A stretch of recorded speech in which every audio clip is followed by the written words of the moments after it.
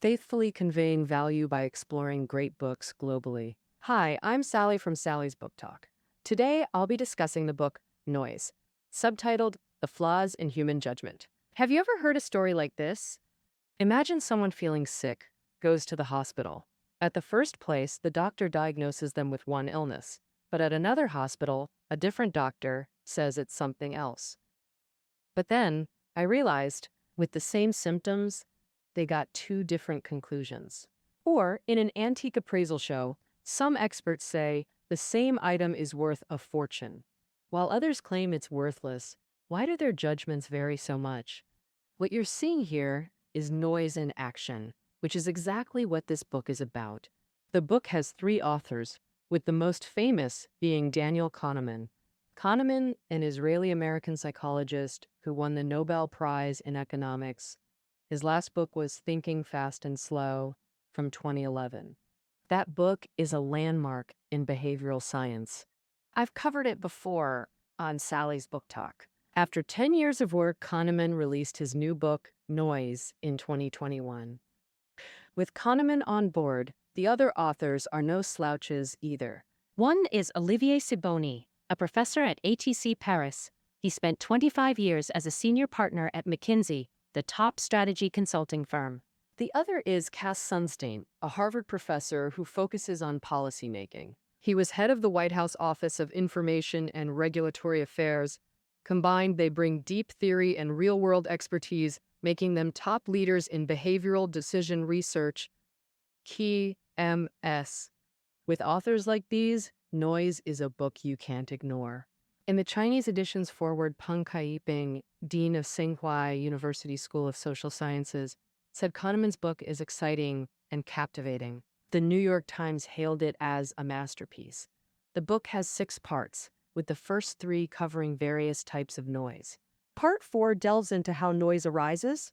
The final sections offer ways to reduce noise.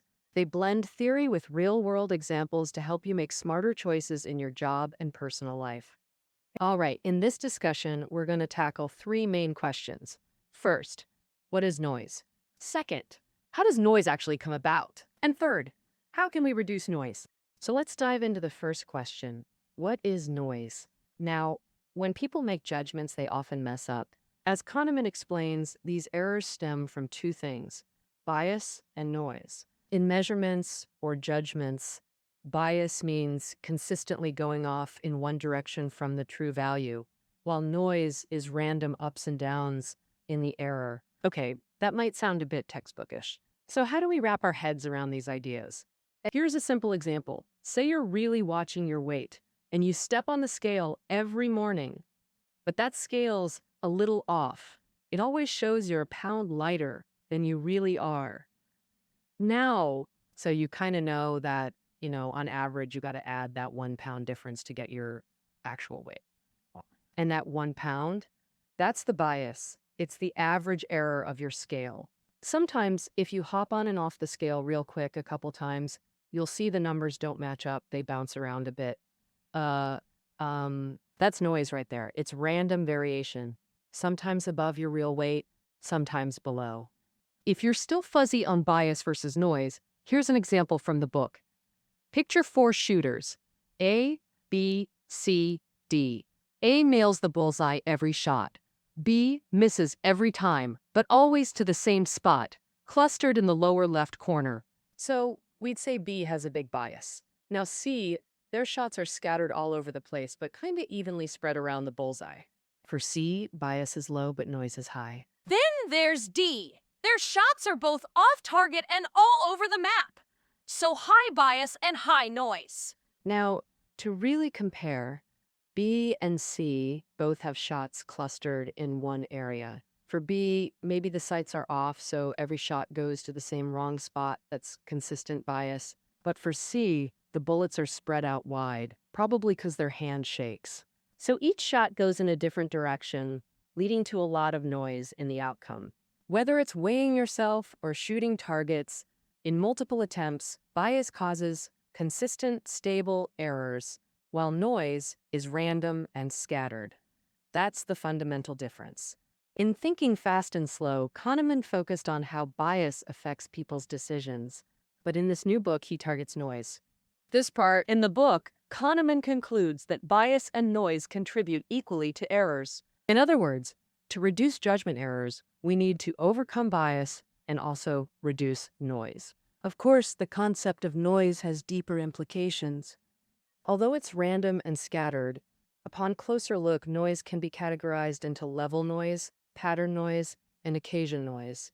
To better understand these different types of noise, the book shares a story from the U.S. judicial system. Um, in U.S. judicial sentencing, judges have a lot of discretion. It's commonly thought that if judges are too constrained, they might impose inhumane punishments. But does this high freedom actually lead to fairness? The book gives examples. Two similar embezzlement cases handled by different judges. One defendant got 117 days in jail, while the other defendant was sentenced to 20 years. An even more extreme case. Two men were caught using fake checks for $35 and $58. The first got 30 days in jail, while the second got 15 years. Some might say these are just isolated incidents, maybe extreme cases. To address this, scholars conducted a systematic study.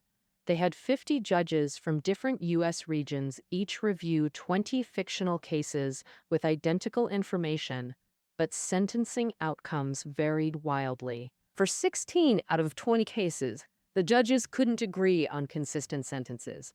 For the same heroin trafficking, some dealers got 1 year, others 10 years. For extortion, some judges imposed 20 years in prison plus a $65,000 fine, while others gave just 3 years with no fine. In short, the exact same case with the same defendant can get wildly different sentences depending on the judge. That's classic noise. When we analyze these inconsistent punishments for identical crimes, we find 3 types of noise in judicial decisions. The first is level noise. It's how harsh or lenient a single judge is compared to the average judge. Some judges are tougher than others on every case. Some even max out every possible sentence. Like if the law says 3 to 5 years, they'll always give 5. While other judges are more merciful, going light on every sentence. So naturally, different judges mean different outcomes. And the second type is pattern noise. Think of it as personal quirks in judging. A strict judge might go easy on young offenders. A usually lenient judge might come down hard on scammers targeting seniors or domestic abusers. Now, comparing these two noise types, level noise is about how a judge's average strictness differs from the judicial norm. Pattern noise is how their ruling on specific crimes deviates from their own usual style. The third type is occasion noise, random variations from unpredictable factors. Like on sunny days, judges might be more relaxed and give lighter sentences. Or if their favorite team lost yesterday, they might rule harsher today. While we're using U.S. judges, this happens everywhere. Whether it's doctors reading x-rays, HR scoring applicants, or executives deciding acquisitions, wherever humans make judgments, noise creeps in. Beyond unfair punishments, noise causes direct financial losses. Industry example, different agents calculate wildly different premiums. The gaps can be as high as 55%. Some estimate this noise costs insurers hundreds of millions or even billions yearly. All right, let's quickly summarize this section. Human judgment errors come from bias and noise. Bias is systematic, noise is scattered, and both matter equally. Noise can be broken down into level noise, pattern noise, and occasion noise, and its impact is huge. Society must face this issue, so naturally we ask, how does this noise actually happen? Noise sources are everywhere, like the judge's own ignorance, flawed processes, or even mood swings causing variations. In daily life, 3 sources stand out: information gaps, personal cognitive limits, and group effects. First, let's discuss information limits. They mainly show in 2 ways. 1. Limited information, meaning we can't possibly know every detail about a situation. 2. Information complexity. This means the information we do have often contains fuzzy or contradictory clues, making accurate judgment impossible. To understand these limits, let's try a little test. Imagine someone named Jung Sun. He could recite Tang Dynasty poetry at age 4. So, what would you guess his Gaokao score was? Hearing this, your mind probably jumps to a number, most likely between 600 and 650. How does your brain make this judgment? First, you'd probably assess Zhang San's intelligence level. Reciting poetry at 4? Yeah, that's a pretty smart kid. But on your mental smartness scale, that might not qualify as top-tier genius. After all, you've probably heard wilder stories, like 3-year-olds mastering Go or 5-year-olds speaking multiple languages. So you'd conclude Zhang San is bright, but not exceptionally gifted. With that, you'd match it to Gaokao scores. Since top students hit 775 out of 750, someone second-tier smart might score 600 to 650. Just like that, you've rapidly completed this mental matching process and judged his score. But statistically, childhood intelligence has low correlation with Gaokao scores, and deep down we know one fact at age 4 can't predict exam results accurately. And the moment we decide to answer this question, we're guaranteed noise-filled results. That's information limitation, and it's unavoidable. You might say, with more information, couldn't we make better judgments? Okay, let's add more details about Zhang San. For example, his parents had an unpleasant divorce when he was 10. At 12, he got addicted to gaming and neglected his studies. Luckily, in his second year of high school, a super dedicated teacher got him back on track academically. Now, with all this extra info, how would you assess Zhang San's Gaokao score? Now, you might feel stuck because your mental image of Zhang San has become inconsistent. He was clearly gifted early on, but family issues were a negative factor. He missed crucial learning years, but that great teacher seemed to get him back on track. This shows information complexity, where details about one person conflict, leading to opposite conclusions. Zhang San's story is everywhere in real life, and most problems are far more complex than judging exam scores. We face limited information for such problems, and crucially, it's often contradictory, which brings us to personal cognitive limits. The authors perfectly describe this. People select different evidence fragments to build their own stories, reaching different conclusions. Back to Zhang San, some might focus on the divorce, recalling a relative whose grades tanked due to family issues. So they'd emphasize the family's negative impact, predicting a poor Gaokao result. Another person might remember their own high school teacher whose encouragement led to their good score. So they'd unconsciously boost the teacher's importance, raising their predicted score. Same information given to different people leads to different judgments.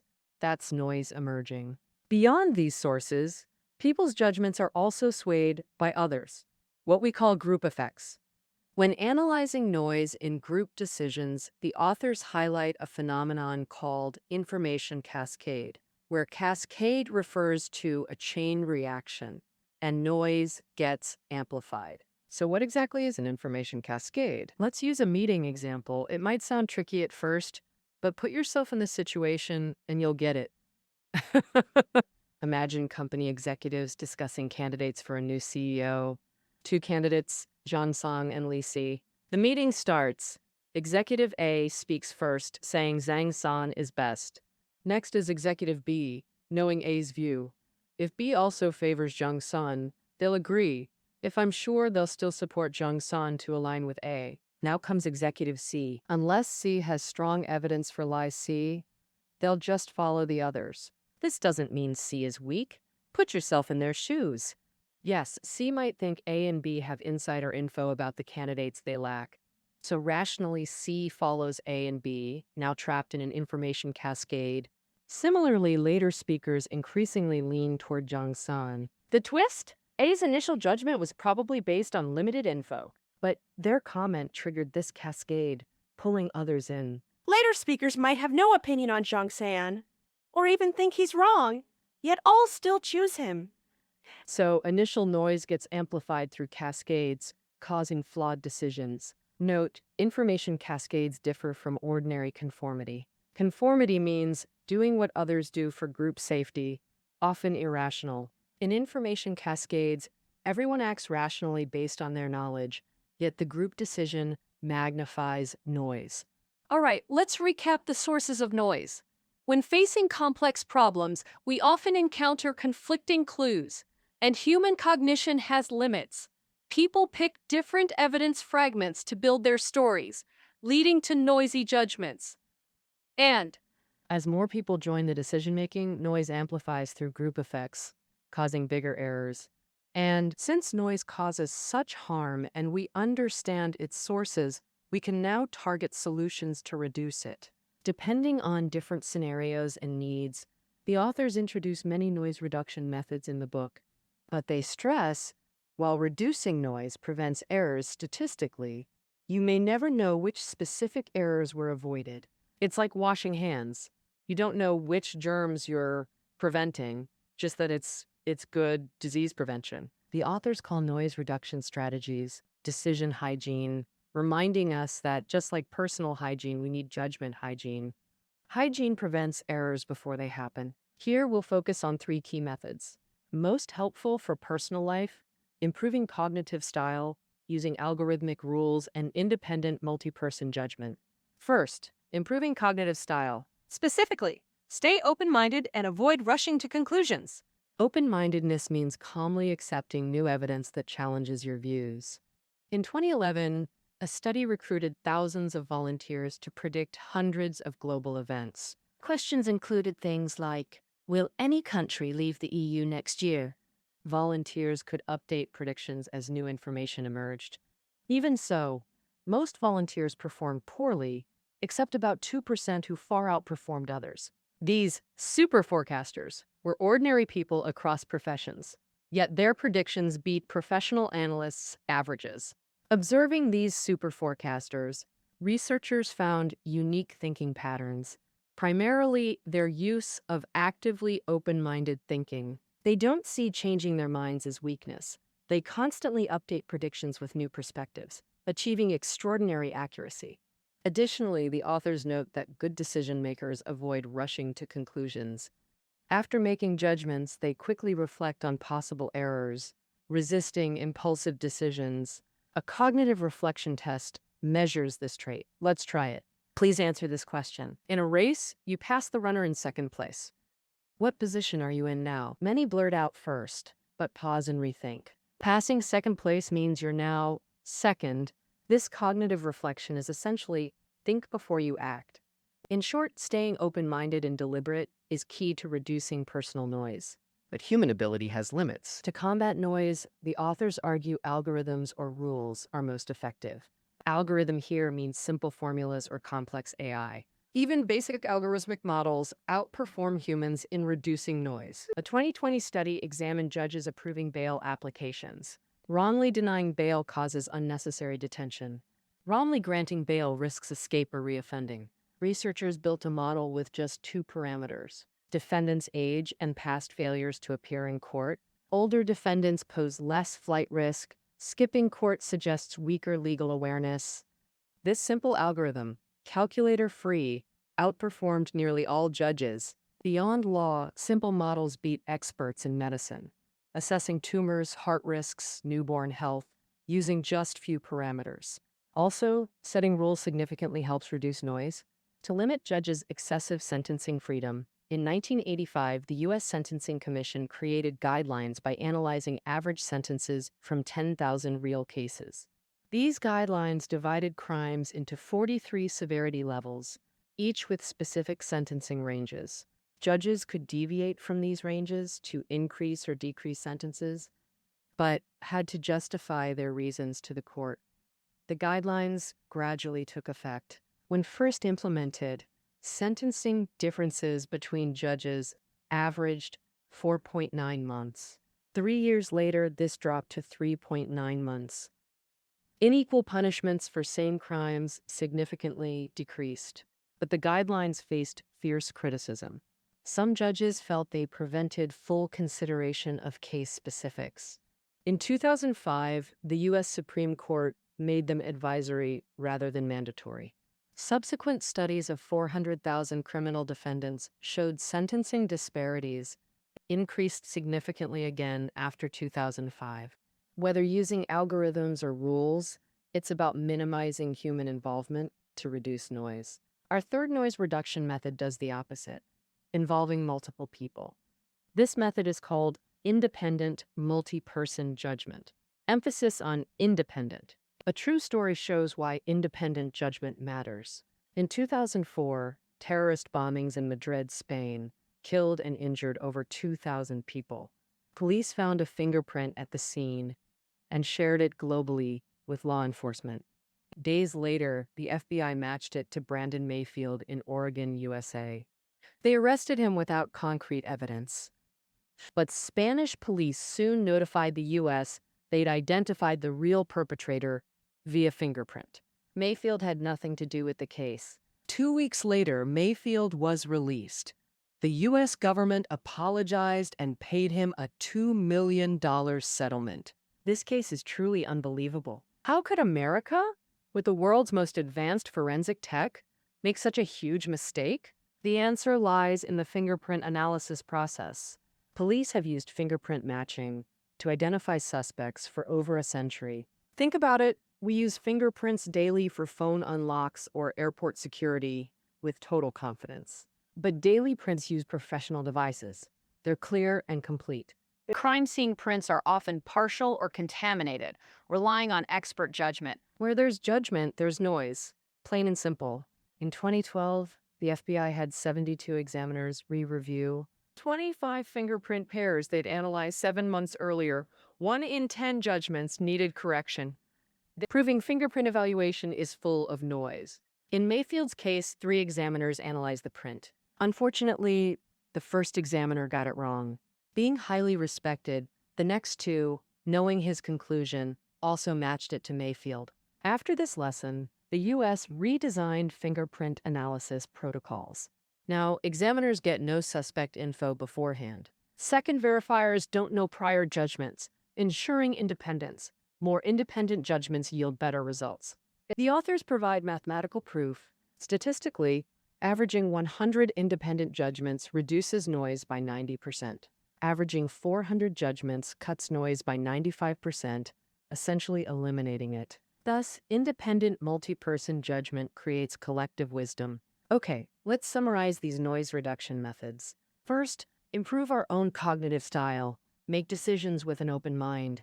For problems beyond personal ability, use algorithms, rules, and collective wisdom. Of course, where there's judgment, there's noise. The authors admit noise is unavoidable. Especially in some fields, fighting noise is prohibitively expensive. Even so, we must face noise head-on and use scientific methods to reduce its impact, helping individuals, businesses, and governments make better decisions. All right, that wraps up our discussion of noise. Reading notes are below the audio. See you next time.